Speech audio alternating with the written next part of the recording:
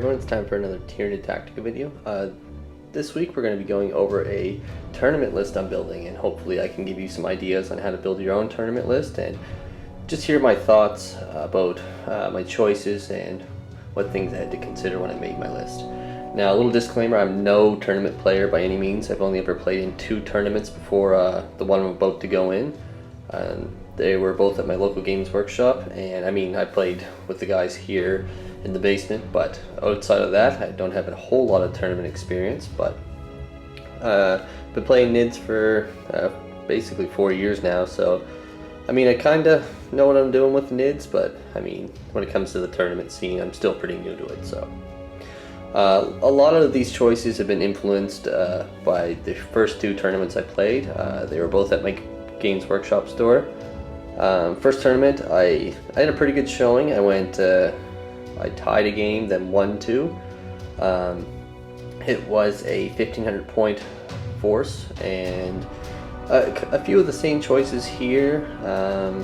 I had 2 Flyers in that list, and in this one, as you can see, I got 3, so I think that might be a little boost up from the last one. But in my other list, I had Turbigon, Hive Gargoyle as well, so a few choices you didn't really see, and I did pretty good with them. So like, there are a lot of units that I'm comfortable using, and that's important too. You want to use units that you're comfortable with, and I mean that are also put a lot of damage or really just perform on the table.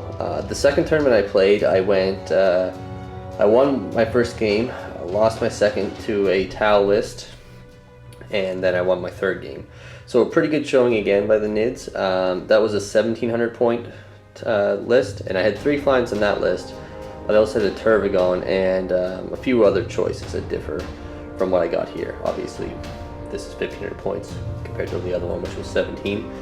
But so pretty good showing with my last 2 tournaments with the lists I took. So I'm pretty happy with what I had. So this time I've kind of altered it a bit and took the good from the other lists, and I'm hoping it'll work out. So I'm going to go over my list now and give you my thoughts, and if you have any suggestions for me, please, I'm open to any of them. Yeah, so if you have a lot of tournament experience, I look forward to hearing your discussions, and the tournament will probably already be played by the time this video is out, but don't worry, I'm going to do a review video as well. So this is kind of a couple days beforehand that I'm recording this, and it'll probably get out to you after the tournament. Just the schedule's a little busy right now. So anyways, what do we got in this list? I took a High Fleet detachment from the Leviathan book. I have 3 Flyers in my HQ slot. I got wings, obviously, and 2 Twin Link Devourers per Flyer. I took Electroshock Grubs on one of my Flyers, not my Warlord one. I just had 10 points to spare once I made everything I had, and I thought, well, I could put in another Gargoyle, or I could get some E-Grubs, and I thought, well, I don't know what I'm going to be playing against. Say I go up against a Knight, I just need to dish off that 1 extra hull point that's almost a guarantee. I thought, okay, it's going to be worth the points rather than just 1 extra Gargoyle. So that's what I did there. Troop slot, I needed 3 troops, being that I had a High Fleet detachment. So I took 2 Mucolids, obviously just due to the point cost.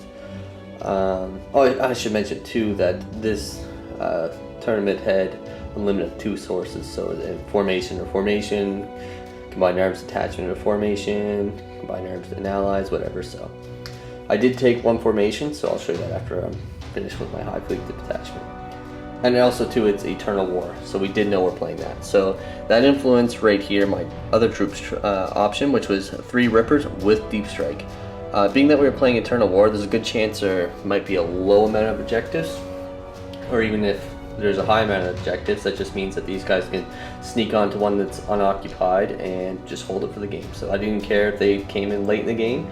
They're literally here just to score objectives. And plus with the Mucolids too, they'd be great for them to even drop in with the Rippers and clear off an objective, or at least pose a threat to the objective and maybe divert some fire away from the Rippers. So that's my mindset going in with the troops.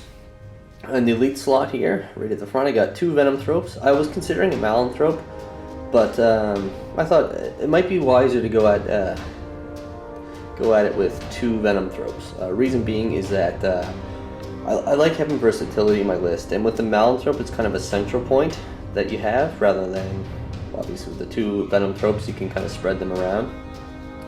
So my ideal deployment was going to be, I wanted to keep 2 Tyrants together and then have 1 Tyrant over with the Crone and kind of have one group flanking while the other group is over with the main force. So I'd have 1 Venom Trope kind of over with, I mean it depends on who I'm playing in deployment, but 1 Venom Trope per Tyrant team. And even if I have 1 Venom Trope that can sneak across, steal line break, or even just slip over and take an objective, that's good by me.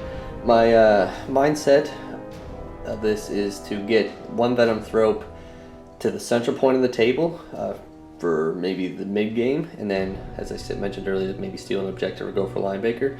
Just being that if I control the center with my Gargoyle screen, I can kind of buff out that Shrouded save onto Gargoyles no matter where they go, because I can daisy chain them back. And if Flyrants leave the table and come back on, kind of a central point that I can kind of control and have them get a 2-up save if there's runes nearby or whatever. So that's why I went with 2 Venom Tropes instead of Mallet Tropes. For Synapse, I think I'm covered. I have 3 Flyrants and Warrior Squad, and for the most part the Warriors are going to be sticking with a large amount, or a large group of the army, and the Tyrants will already be near the Crone and Gargoyles anyway.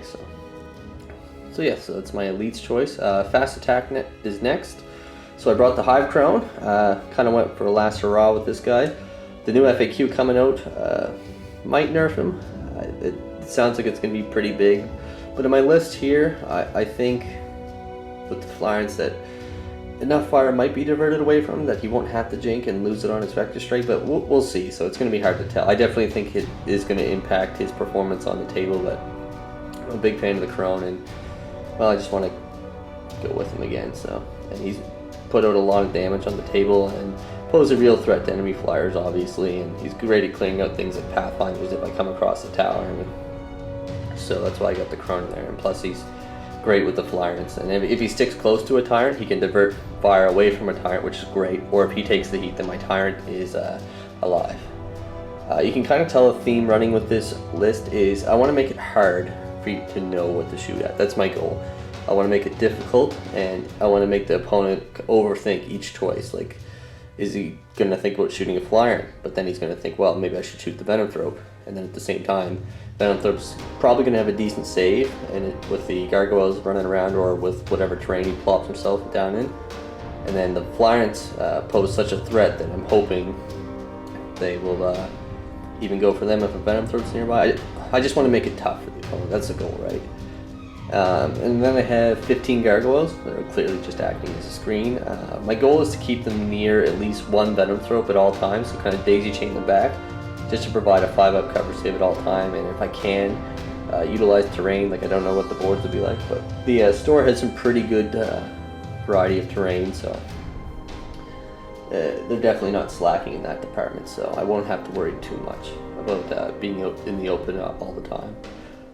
And I'll just kind of keep them in central table, tie up any units if I have to, or send them over to grab an objective as well. So that's kind of their role in the army, and I've used them a lot in the past. You've probably seen them a lot in my bat reps, and they definitely do the job.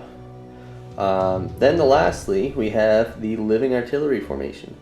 I was at a point where I couldn't decide about what to take.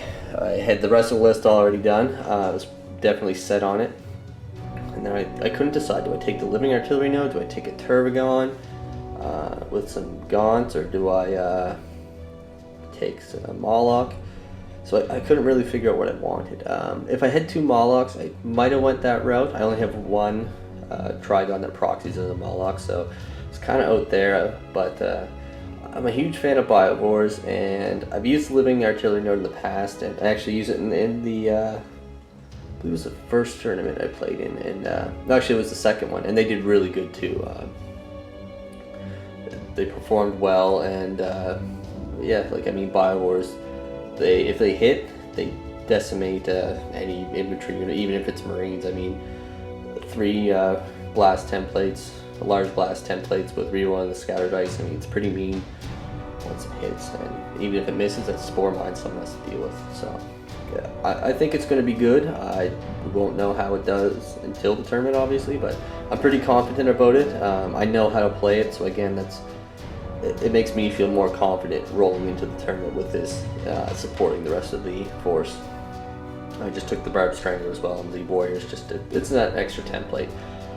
The role, as it stands right now, this may change depending on the mission in the table. I want to keep them in the back, the Warriors and the Biowars with the Venom Throat nearby, and kind of have the Exocrine float around mid-table. I mean, he's going to have to just go where he needs to go and take care of any 2-ups saves that I'm having trouble with. And if he needs to, I like having him close so he can kind of turn around and support the Warriors or Biowars, but that's going to be that role. It's going to be my back castle, like guarantee me the objective. I mean, between the Venom Throat, Warriors, Biowars, and Exocrine, anything outside of super killy close combat model or units, I should be able to deal with effectively just through volume of attacks. But yeah, and with the Tyranid too, hopefully I won't let anything super killy get past my line, my Gargoyle line, and hopefully push them back. But that's where this formation is going to fit to this. Overall, I think it's going to do good. Again, I don't know what I'm going to play against. I always have a hard time with Tau, and Eldar are also going to be a big threat, but I think against Marines I should be okay, just with the amount of damage the Flyers put out and the Biowars. But it'll be interesting to see just who I play against. I played against a couple Marine armies in the first 2 tournaments, and I did really well against them. I mean, the Flyers are hard to deal with, and outside of having a grab unit to shoot them down, they're tough to deal with. That's what it comes down to. Flyers they're king now with Tyranids. That's the way to go. But yeah, so it'll be interesting to see. I'm going to do a follow-up video definitely on the list, but stay tuned for that. And if you have any comments, feedback, or anything for me, please let me know. And also, if you have any requests for future Tyranid Tactica videos, definitely post them in the comments section below, and I look forward to doing up another one for you guys. Thanks.